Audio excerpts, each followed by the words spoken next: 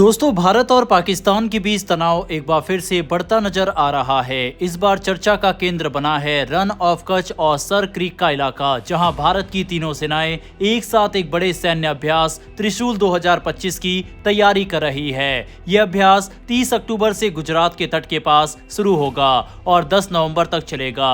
इस दौरान भारतीय सेना, नौसेना और वायुसेना एक साथ अपनी ताकत दिखाएंगी। सेना ने यहाँ एक पूरी डिवीजन तैनात की है, जिसमें टैंक, सशस्त्र हेलीकॉप्टर और मिसाइलें शामिल है। नौसेना ने फ्रिगेट्स और डिस्ट्रॉयर तैनात किए हैं, जबकि वायुसेना के राफाल और सुखोई 30 MKI लड़ाकू विमान भी इस ऑपरेशन का हिस्सा है। भारत द्वारा जारी की गई नोटेम से पता चलता है कि इस अभ्यास का मुख्य फोकस रन ऑफ कच्छ का इलाका होगा। ये वही इलाका है जो पाकिस्तान की सीमा से सटा हुआ है और पहले भी कई बार तनाव का कारण बन चुका है।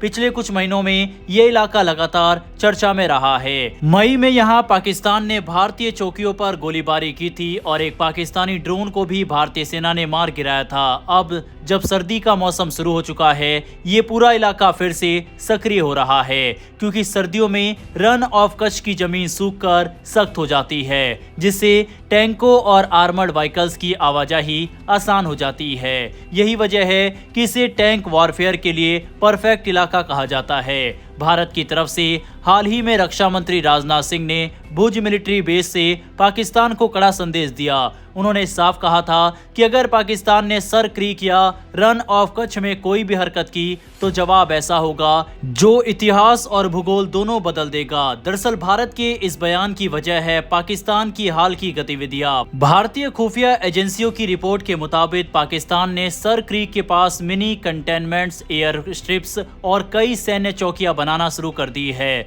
इसे भारत ने जमीनी हकीकत बदलने की कोशिश बताया है। 25 अक्टूबर को पाकिस्तान के नौसेना प्रमुख एडमिरल नाविद अशरफ खुद सर क्रीक के पास फॉरवर्ड पोस्ट पर पहुंचे और कहा कि पाकिस्तान सर क्रीक से लेकर जिवानी तक अपने हर इंच की रक्षा करेगा।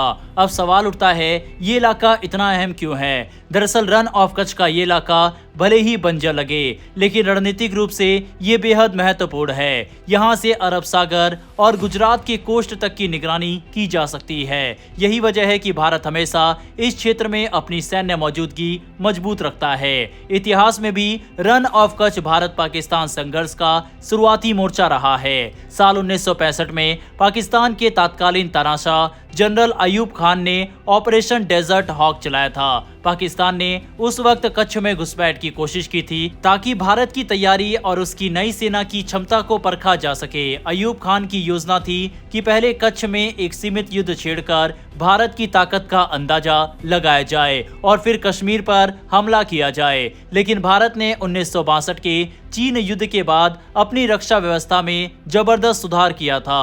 उस वक्त भारत ने नए टैंक, MiG-21 लड़ाकू विमान और आधुनिक हथियार खरीदे थे। कच्छ की लड़ाई को बाद में संयुक्त राष्ट्र और ब्रिटेन की मध्यस्थता से रोका गया और 1968 में एक अंतर्राष्ट्रीय ट्रिब्यूनल ने फैसला सुनाया। भारत को रन ऑफ कच्छ का लगभग 90% हिस्सा मिला, जबकि सर क्रीक का मामला अधूरा रह गया।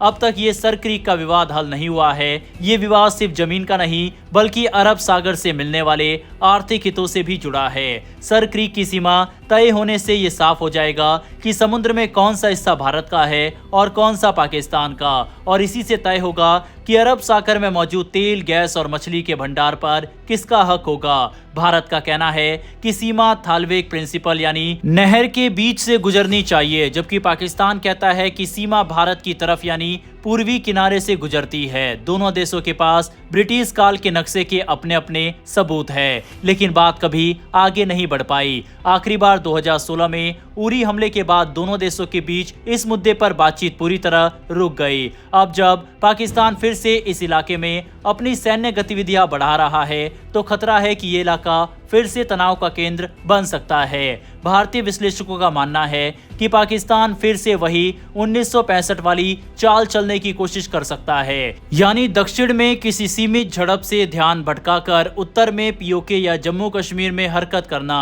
इसीलिए भारत इस बार पहले से ही सतर्क है। त्रिशूल 2025 का मकसद सिर्फ ताकत दिखाना नहीं, बल्कि ये साफ संकेत देना है कि अगर पाकिस्तान ने कोई भी दुस्साहस किया तो जवाब पहले से कहीं ज्यादा तेज और निर्णायक होगा। दरअसल ड्रोन युद्ध का नया दौर शुरू हो चुका है और अब भारत की सेना भी इस खेल के नियम बदलने जा रहा है। यूक्रेन में चल रहे युद्ध से सीख लेते हुए भारतीय सेना अब सस्ते लेकिन जानलेवा फर्स्ट पर्सन व्यू यानी FPV ड्रोन को तेजी से शामिल कर रहा है। ये छोटी छोटी ड्रोन दिखने में सस्ते हैं, कीमत सिर्फ $400 यानी करीब 35,000 रुपए, लेकिन इनका काम बेहद बड़ा है। इन्हें दुश्मन के महंगे और बड़े ड्रोन को मार गिराने के लिए इस्तेमाल किया जाएगा, यानी लाखों रुपए की मिसाइल खर्च करने की बजाय अब कुछ हजार रुपए का ड्रोन ही उस काम को पूरा कर देगा। दरअसल रूस और यूक्रेन के बीच चल रही लड़ाई में यह रणनीति काफी सफल रही। रूस ने सैकड़ों ऐसे FPV ड्रोन का इस्तेमाल किया जो सिर्फ $200 से $300 के थे, लेकिन उन्होंने यूक्रेन के भारी ड्रोन जिनकी कीमत लाखों में थी उनको हवा में ही नष्ट कर दिया। इससे दुनिया भर की सेनाओं को यह समझ में आया कि युद्ध अब सिर्फ महंगे हथियारों से नहीं, स्मार्ट और सस्ते हथियारों से भी जीता जा सकता है।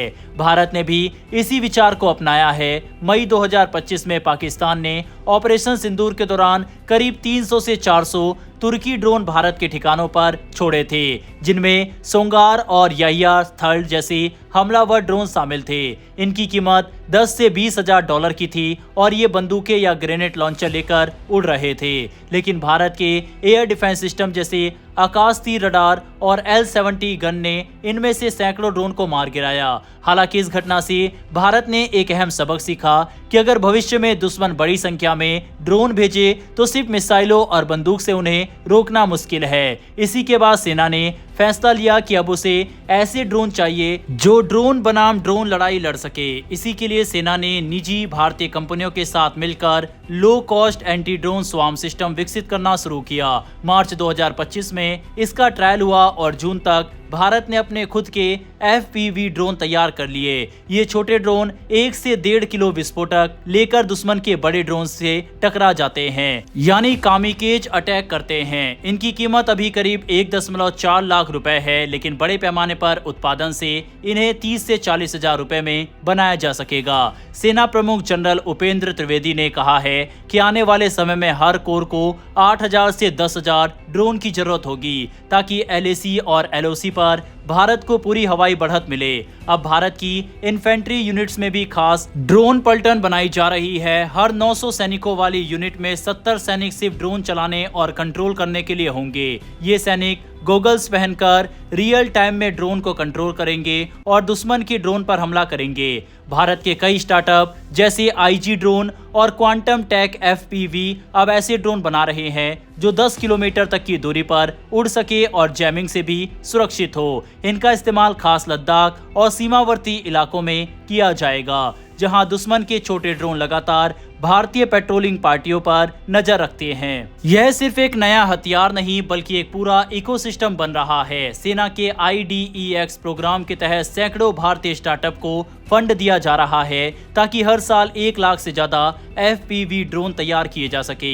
सेना के पूर्व अधिकारी लेफ्टिनेंट जनरल DS हुड्डा का कहना है कि भारत अगर जल्दी से जल्दी ऐसे कम लागत वाले ड्रोन और लॉइटरिंग मुनेशन को तैयार कर लेता है तो भविष्य के सैचुरेशन अटैक्स यानी भारी ड्रोन हमलों से भी देश को सुरक्षित रखा जा सकेगा। ड्रोन युद्ध का नया चेहरा दिखा रहा है कि अब ताकत सिर्फ महंगे हथियारों से नहीं बल्कि तेज, सस्ते और बुद्धिमान तकनीक से तय होगी। भारत का ये कदम दिखाता है कि आने वाले वक्त में अगर दुश्मन ने $15,000 का ड्रोन भेजा तो भारत उसे $400 के ड्रोन से जवाब देगा, और वो भी बिजली की रफ्तार से।